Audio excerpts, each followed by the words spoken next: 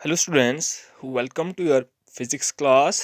बेटा ये नाइन्थ की फ़िज़िक्स का आपका फिफ्थ चैप्टर स्टार्ट करेंगे आज हम फ्लोटेशन।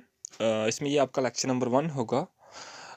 फ्लोटेशन चैप्टर पढ़ने से पहले मैं आपसे कुछ बेसिक्स बताऊंगा आपको, जहाँ पूछूंगा आपसे।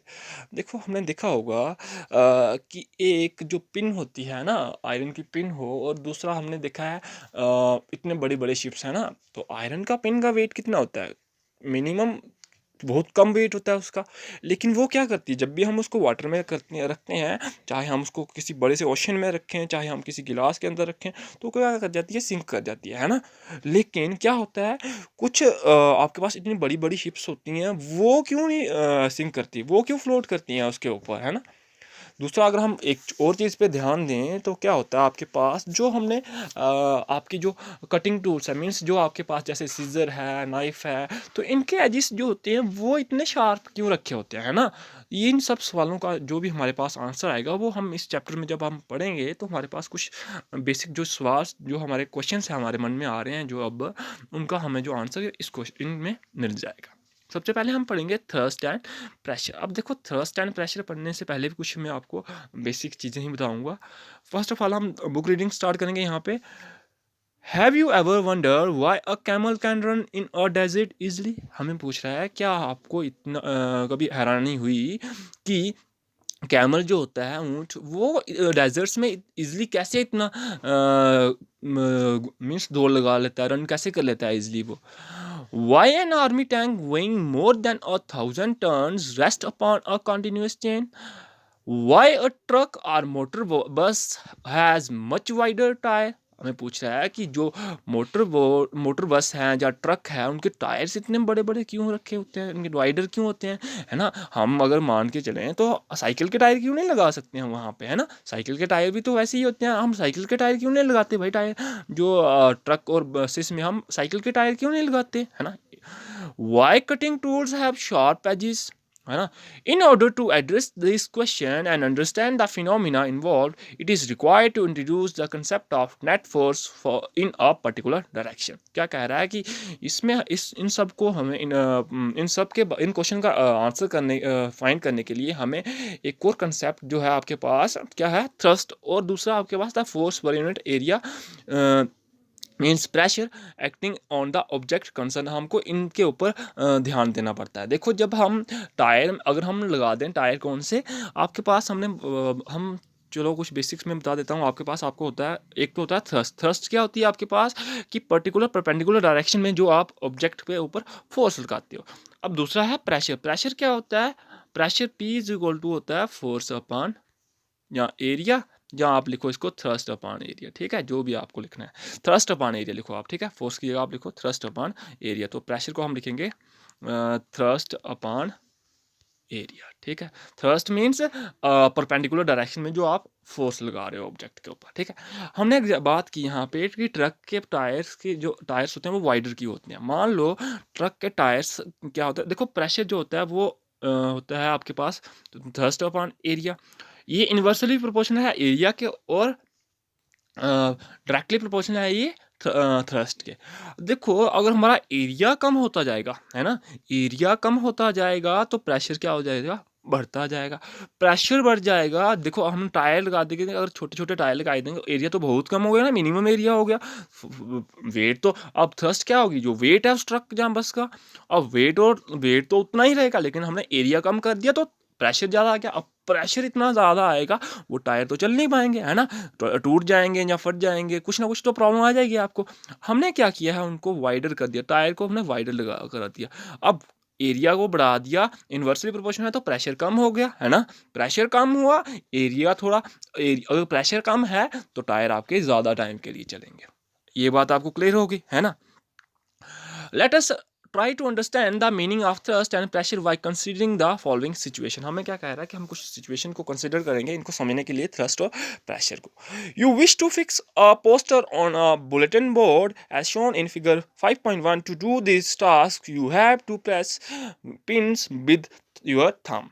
You apply a force on the surface of the head of the pin. This force is directly perpendicular to the surface area of the board. This force act as smaller area at the tip of the pin. देखो आपके पास जो pin आप इसके साथ आप poster लगा रहे हो, पिन का आपकी कैसी होती है आगे से, ऐसी होती है ना कुछ इस तरह से होती है ना। आप फोर्स कहाँ पे लगाओगे, यहाँ पे, वो अंदर यहाँ पे हम उसको इनवर्ट पुश करते हैं, मीन्स हम फोर्स यहाँ से लगा रहे हैं परपेंडिकुलर डायरेक्शन में, जो आपके पास बोर्ड है उसके परपेंडिकुलर हम डायरेक्शन लगा रहे हैं वहाँ पे इनवर्ट, है ना। और वो फोर्स कहाँ पे एक्ट कर रही है, यहाँ पे। क्यों? अब यहाँ पे हमने इस चीज़ का हमें कभी सोचा नहीं होगा कि ये पिन्स इतने शार्प क्यों होते हैं आगे से। क्यों? क्योंकि उन्होंने क्या किया है, एरिया को कम कर दिया। एरिया कम हो गया, फोर्स तो आप सेम लगा रहे हो ना, एरिया कम किया तो प्रेशर आपका ज़्यादा बढ़ गया और ये जल्दी पेनिट्रेट करेगा अंदर की तरफ उसमें, है ना, बोर्ड के अंदर पेनिट्रेट जल्दी कर लेगा। नेक्स्ट एग्जाम्पल लिया, सिचुएशन ली है, you stand on loose sand, your feet go in deep in the sand, into the sand, now lie down on the sand, you will find that your body will not go that deep in sand. क्या कह रहा है, जब आप sand के ऊपर खड़े थे, है ना, सैंड के ऊपर खड़े थे, तो आपका एरिया कौन सा था, एरिया ऑफ कॉन्टैक्ट क्या था आपके पास, जो पाँव थे आपके, है ना, जो आपके फुट्स थे। तो देखो अगर फुट आपके हैं तो वेट, अब यहाँ पे थ्रस्ट क्या होगा, जो आपका वेट होगा mg, है नहीं, मीन्स ये आपका वेट होगा। अब आपका पॉइंट ऑफ कांटेक्ट क्या है, ये सरफेस के साथ, ये सैंड के साथ, ये एरिया कम है ना, एरिया कम है, वेट आपका ज़्यादा है, तो ये क्या करेंगे, सैंड के अंदर नीचे चले जाएंगे, डीप चले जाएंगे, थोड़े धस जाएंगे उसके अंदर। लेकिन जब आप बैठ गए, है ना, बैठ गए तो आपने क्या किया, जो एरिया पॉइंट ऑफ कांटेक्ट था वो बढ़ा दिया, वेट आपका सेम रहा mg, लेकिन एरिया की वैल्यू आपने बढ़ा दी। एरिया की वैल्यू बढ़ाने से क्या हुआ, एरिया इन्वर्सली प्रोपोर्शनल है, प्रेशर की वैल्यू कम होगी। प्रेशर कम हो गया तो इस वजह से अब आपकी बॉडी जो है उतनी अंदर नहीं धसेगी जितनी आपके पाँव धस रहे थे। क्लियर हो गया आपको ये चीज़। In both the cases, the force exerted on the sand and is the weight of your body. तो सेम मैंने बता दिया कि जो फोर्स एक्सर्ट हो रही थी सैंड के ऊपर वो आपका वेट था बॉडी का। You have learned that weight is the force acting vertically downward. Here the force is acting perpendicular to the surface of the sand. The force acting on an object perpendicular to the surface is called thrust. क्या कह रहा है कि the force acting on the object perpendicular to the surface is called thrust. कि जो force आप object के ऊपर लगा रहे हो वो परपेंडिकुलर टू द सरफेस है, तो वही उसी फोर्स को हम क्या कहते हैं, thrust. When you stand on loose sand, the force that is the weight of your body is acting on an area equal to the area of your feet. When you lie down, the same force acts on an area equal to the contact area of your whole body, which is larger than the area of your feet. On different areas are different. हम same मैंने बता दिया कि magnitude force का तो same था, लेकिन area कम ज़्यादा करने की वजह से उसका इफेक्ट जो था वो कम ज़्यादा हो गया।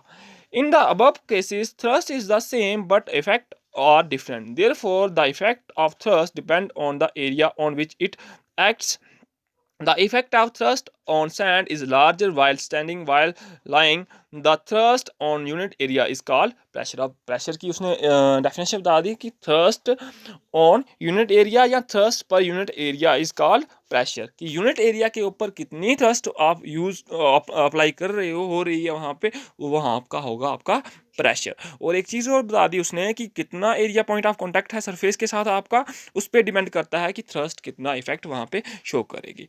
ठीक है, substituting the SI unit of thrust and area in equation we get SI unit of pressure is newton metre square. क्यों है न्यूटन मीटर पर स्क्वायर, क्योंकि थ्रस्ट आपके पास फोर्स है और फोर्स का यूनिट होता है न्यूटन, तो ये आपका न्यूटन आ गया, और एरिया का होता है मीटर स्क्वायर, तो न्यूटन पर मीटर स्क्वायर, या फिर आप इसको पास्कल भी लिख सकते हो। ठीक है, in honor of scientist Pascal, the SI unit of pressure is called Pascal, denoted as PA. Pressure का एरिया पास्कल भी लिख सकते हो, न्यूटन पर मीटर स्क्वायर भी लिख सकते हो।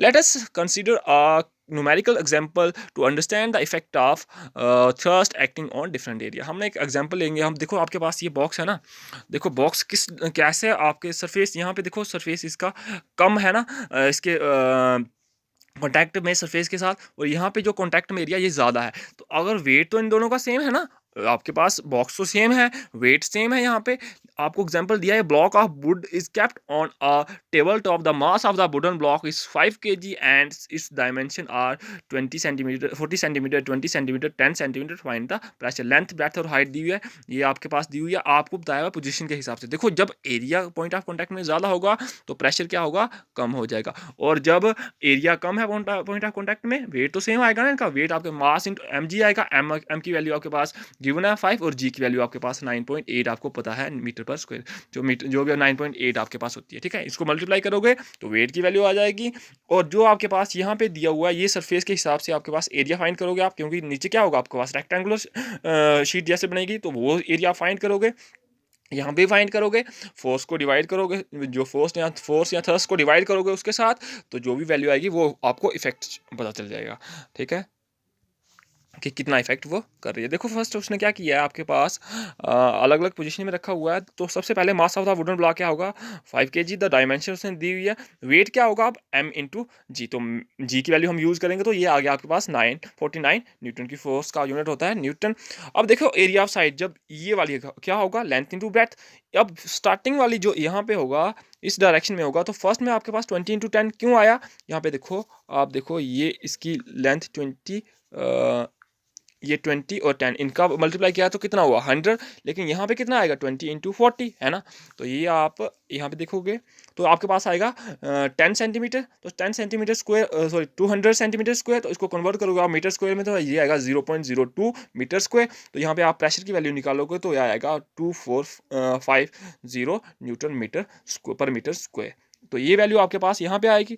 सिमिलरली जब आप दूसरी बात देखोगे तो आपके पास एरिया बढ़ जाएगा, वहाँ पे एरिया अब आपके पास होगा 0.08 मीटर स्क्वायर। ये मैंने आपको बता दिया कि कैसे कैसे आपने मल्टीप्लाई करना है, फिर उसको आपने कन्वर्ट कर देना है मीटर स्क्वायर में। जब आप डिवाइड करोगे तो यहाँ पे वैल्यू देखो अलग आ गई, है ना। इसका मतलब कि आपके पास जहाँ पे देखो आप कि ऑब्जेक्ट की पोजीशन पे जहाँ पॉइंट ऑफ एरिया का कॉन्टैक्ट सरफेस जो कॉन्टैक्ट में है उस पर डिपेंड करता है कि जो थ्रस्ट है वो कितना इफेक्ट वहाँ पे शो करेगी, मीन्स प्रेशर वो कितना वहाँ पे अप्लाई करे। सेम आपके पास कुछ आएगा यहाँ पे, तो ये आपको हमने डिफरेंस बता दिया न्यूमेरिकली कैसे आ रहा है। दस the same force acting on a similar area exert a larger pressure and a smaller pressure on a larger area. वो मैंने आपको बता दिया कि अगर एरिया आपका कम है कॉन्टैक्ट में तो वहाँ पे प्रेशर ज़्यादा होगा, और एरिया ज़्यादा है तो प्रेशर आपका ज़्यादा होगा। इसी को हम अब नेक्स्ट चैप्टर में, नेक्स्ट लेक्चर में भी कंटिन्यू करेंगे। आज फर्स्ट लेक्चर में हम इतना ही रखते हैं। Thank you students.